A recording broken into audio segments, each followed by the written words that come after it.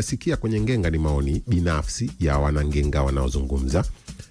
Hayo sio maoni ya kipindi hiki, sio maoni ya kituo hiki, na wala sio maoni ya watangazaji ambao unawasikiliza kwenye kipindi hiki. Hayo ni maoni ya wanangenga na yanabakia kuwa maoni ya wanangenga. Kama ambavyo na wewe pia tunakupa nafasi ya kuandika maoni yako kwenye ukurasa wetu wa YouTube na yanabakia kuwa ni maoni yako. Kwa hiyo naona nafasi kubwa ya kupiga ngenga kwenye eneo letu la ujumbe mfupi la kwenye comment pale unaweza kaandika kwenye YouTube ngenga za siasa pale, ukaandika mitazamo yako. Nini ambacho na wewe pia unakifikiria kwenye hayo ambayo na wenzetu kwenye ngenga za siasa wanayazungumza. Mimi naitwa Exaudi Mtei. Ngenga za siasa rais wake ni Samson Charles, ndio atakuwa akiongoza mjadala huo wa ngenga za siasa kwa muda huu. Karibu sana. Tukirudi hapa tuna mengi ya kuzungumza kweli kweli, wala usiwe na wasiwasi. Wewe salia na sisi mpaka 3 kamili za asubuhi. Burudani hii haitakuchosha. Ngenga za siasa. Ngenga za siasa.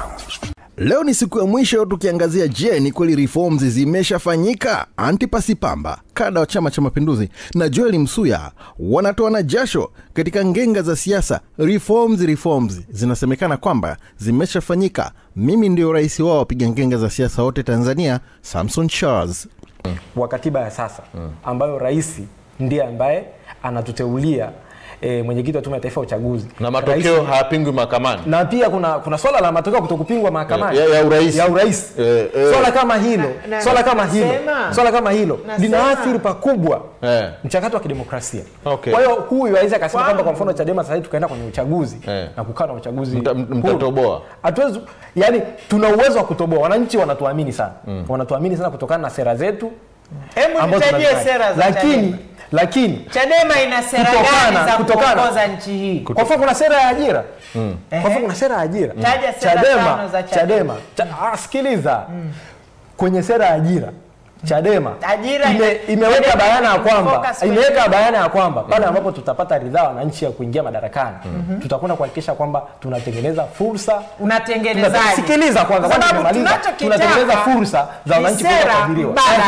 Na hii kwa kutengeneza viwanda, kwa sababu nchi yetu sisemi wamefeli kwa sababu ukiangalia kuna tofauti kubwa ya utendaji na kuzungumza ina resources nyingi. Tuna madini ya kutosha, tuna vyuma, naona tunasema kwamba tunaweza kuchimba chuma, lakini leo hii hawa wenzetu hawa wanaagiza vyuma kutoka nje wakati vyuma vinaozea hapo ardhini, hapo chini ardhini Mchuchuma hapo na Liganga. Tuna madini ya kutosha. Kwa hiyo tuna resources nyingi. Kwa hiyo sisi tutakwenda kutumia vizuri resources zetu kuhakikisha kwamba zina unajua, lakini pia tutakwenda kubadilisha mfumo wa elimu ya Tanzania. Leo hii bwana Pamba anaweza kaa labda amesoma swala la kilimo, akamaliza chuo, lakini hawezi kujiajiri. Akaenda VETA. Ni mbaya kwenda VETA. Naweza nikasema kwamba haiwezekani mtu amesoma degree, ana degree labda ya masuala ya kilimo, lakini hana uwezo wa kuapply, kuitumia ile elimu yake, kutumia ile knowledge ambayo ameipata chuo kikuu kwenye kwenda kujiajiri. Kwa hiyo sisi tutakwenda kuifanya elimu ya Kitanzania imfanye Mtanzania aweze kuitumia katika kujiajiri. Lakini mfumo wa sasa hivi Kakasamu unawafanya Watanzania wategemee kuajiriwa. Wewe unataka sera mbadala bwana. Nimetoa sera, wewe ni mfano. Umetoa sera ya maana. Nilikuwa ni mfano wa sera zangu wa Chadema. Alafu juzi wakawa wanasema mnaajiri watu 1500 wamepewa watu 100,000 na unaweza kuona matatizo jamaa bwana. Zungumze ukweli. Tatizo la ajira halipo Tanzania. Lipo naomba ni clarify, halipo Tanzania pekee. Okay. Na sio halipo Tanzania, halipo Tanzania pekee. Hata wao wakiingia. Lipo Tanzania na nchi zingine nyingi, na Tanzania sio nchi yenye high rate. Hicho ni kichaka mnajificha. Sio nchi yenye high rate ya kuwa na tatizo la ajira kuliko ziko nchi zina tatizo hili kubwa kuliko zenye rasilimali kama Tanzania. Kuliko zenye rasilimali kama naomba kabisa hoja yake kaka sana.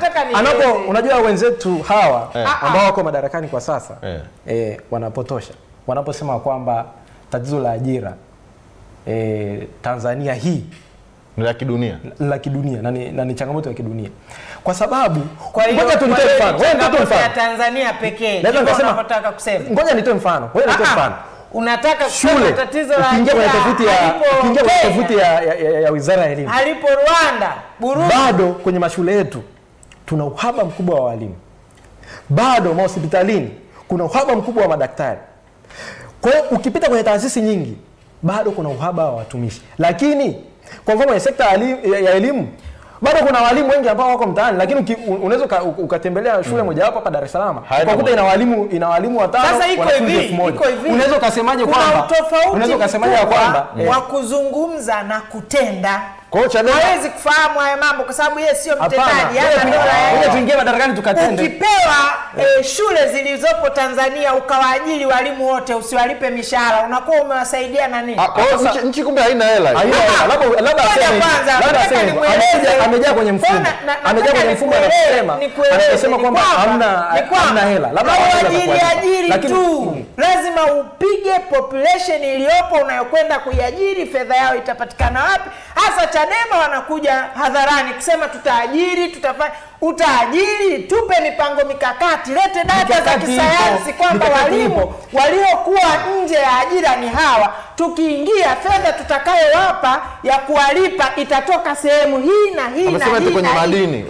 Kwenye madini kwani hamna fedha zinazokusanywa? Hao wenzetu bado wanaendelea kujipita kwenye kichaka cha kusema kwamba sikiliza bwana Pamba. Reform. Bado wanajificha kwenye kichaka cha kwamba tatizo la ajira la dunia nzima.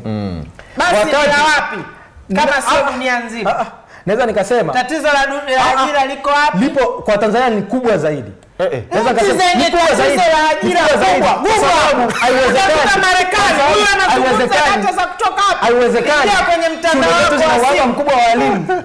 Fungua mtandao wako wa madaktari. Alafu kasema kuna tatizo la ajira. Tatizo la ajira kubwa. Utaanza kuta Marekani sio Tanzania. Nakuhakikishia. Fungua sasa hivi. Sasa hivi amezima sasa hivi. Lakini sikiliza.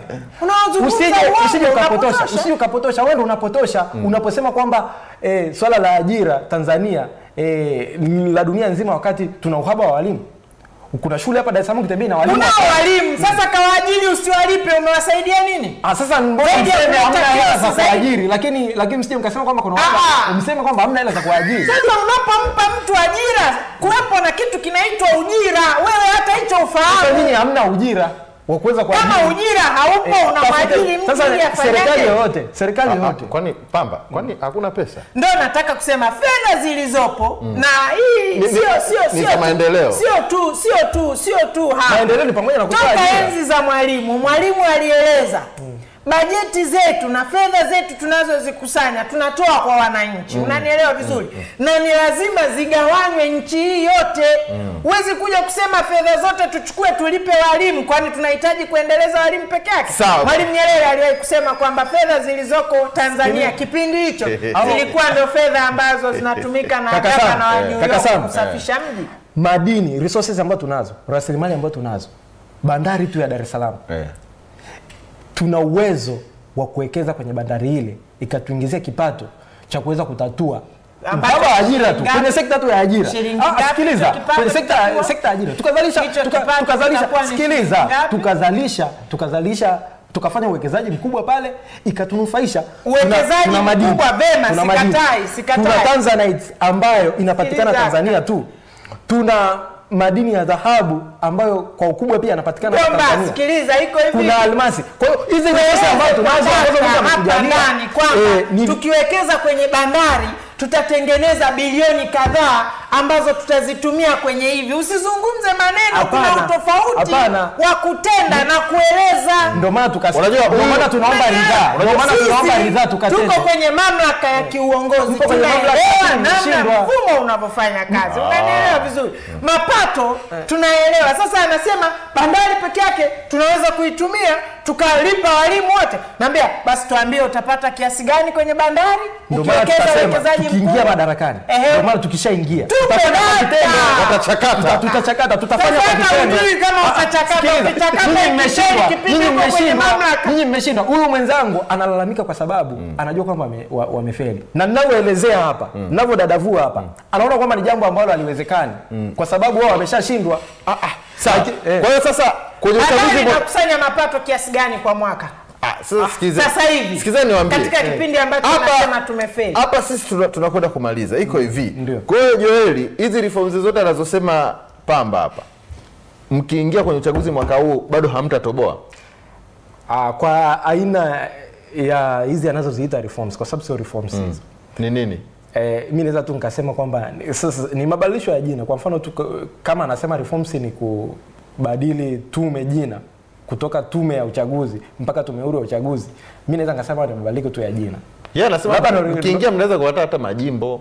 Hapana. Urais. Hapana, kwa mfumo jinsi ulivyo. Kwa mfumo jinsi ulivyo ni ngumu sana. Kwa sababu hawa watu kama kwenye uchaguzi tu wa serikali za mtaa mwaka jana.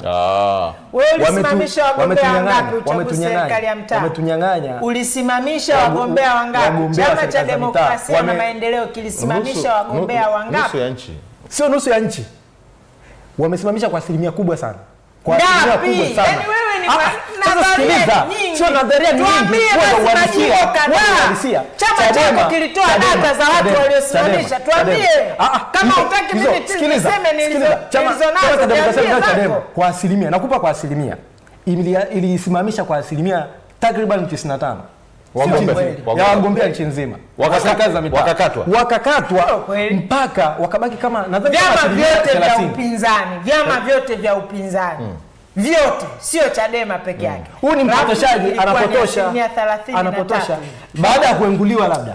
Vyama vyote vya sio Chadema vyote baada ya kuenguliwa bwana Pamba. Baada ya katika mazingira hayo ambapo tulikuwa tumeshawasimamisha kabla ya kuenguliwa. Sasa Pamba, unadhani uchaguzi wa 2010 uliopita wa serikali za mitaa uliharibiwa? Nafikiri sisi kama chama tulieleza juu ya uchaguzi wa serikali za mitaa. Uliharibiwa? Huu ambao umefanyika Novemba 2020. Na kama chama tulipoona kuna changamoto katika uchaguzi ule, tulitoa rai kupitia katibu mkuu wetu, kupitia Mchengero wa TAMISEMI. Sio kupitia katibu mkuu. Chama naomba nieleweke. Naeleza serikali kwa sababu sisi tunaelewa reforms sasa. Umeelewa? Reforms za namna hiyo, yani mwenyekiti wa Chama cha Mapinduzi. Wa Chama cha Mapinduzi. Sasa kunaweza ukawa anaombea wagombea wa Chadema huo uchaguzi una haki. Nataka niseme ni kwamba unaweza ulikuwa umeunguliwa, unazo sifa. Waliofanya hivyo walirudishwa. Lakini kuna wengine walienguliwa kwa sababu sifa hauna. Naomba nikupe tu mfano. Naomba nijibu tu kwenye. Huko unamshika mkono. Hii mechi ukiangalia kuna mtu anaitwa Advocate Manyela ambaye ni mwenyekiti wangu wa Bavicha Taifa. Yule ni wakili msomi. Lakini alienguliwa.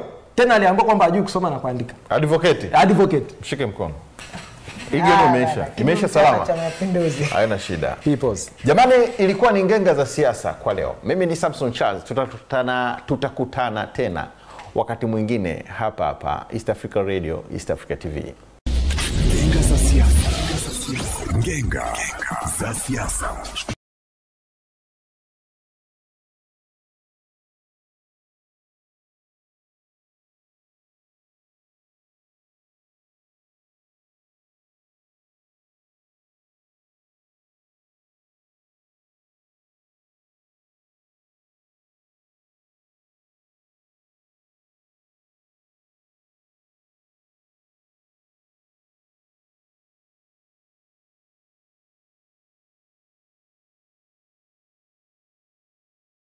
Na tumefaidika kweli kweli. Kama na wewe pia una maoni yako kutokea kwenye Ngenga za Siasa, tuandikie kupitia 0683802966.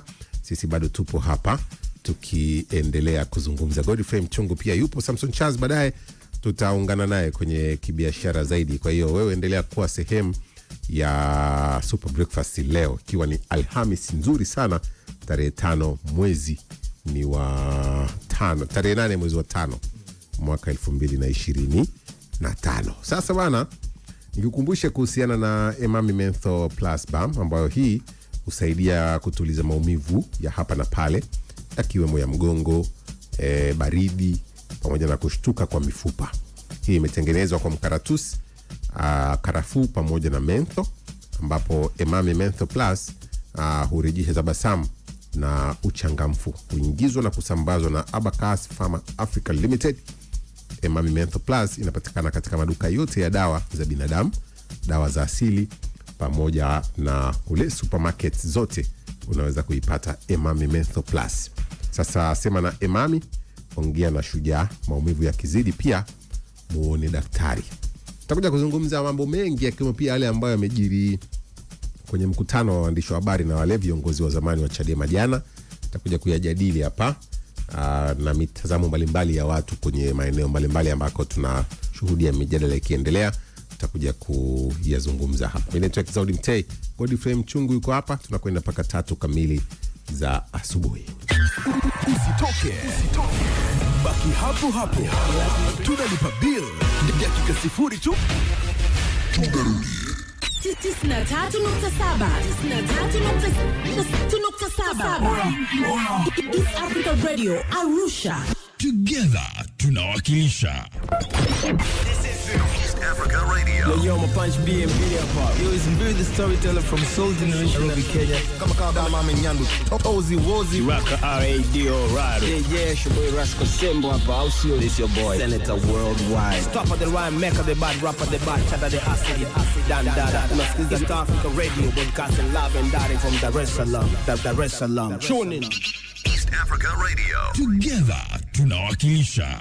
Wewe ni shujaa, unaitumia mwili na akili kutwa kucha.